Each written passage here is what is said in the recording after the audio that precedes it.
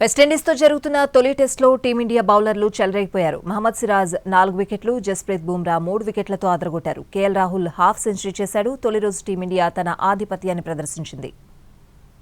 వేదికగా వెస్టిండీస్తో జరుగుతున్న తొలి టెస్టులో భారత బౌలర్లు విజృంభించారు. తొలి ఇన్నింగ్స్లో కేవలం 122 పరుగులకే విండీస్ బ్యాటింగ్ లైనప్ను కుప్పకూర్చారు. సిరాజ్ 4, బుమ్రా 3 వికెట్లు తీసి రాణించడంతో కరేబియన్ బ్యాటర్లు వరుసగా పెవిలియన్ బాట పట్టారు. అనంతరం బ్యాటింగ్ దిగిన భారత ఓపెనర్లు జట్టుకు మంచి శుభారంభాన్ని అందించారు.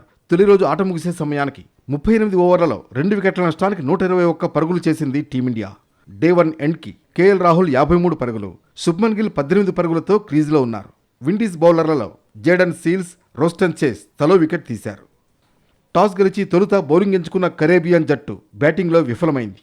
44.1 ఓవర్లలో 122 పరుగులకే ఆలౌట్ అయింది. వెస్టిండీస్ బ్యాటర్లలో జస్టిన్ గ్రీవ్స్ 48 బంతుల్లో 32 పరుగులు చేశాడు.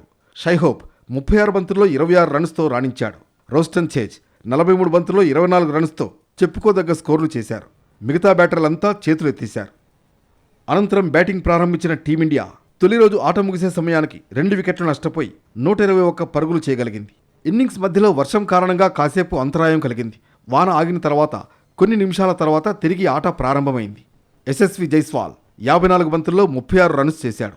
అయితే తనకు లభించిన ఆరంభాన్ని పెద్ద స్కోరుగా మలచలేకపోయాడు. సాయి సుదర్శన్ మరోసారి విఫలమయ్యాడు. కేఎల్ రాహుల్ హాఫ్ సెంచరీ సాధించాడు. టెస్టుల్లో అతడికిది 20వ హాఫ్ సెంచరీ. ఆట ముగిసే సమయానికి కేఎల్ రాహుల్, శుభ్మన్ గిల్ క్రీజులో ఉన్నారు.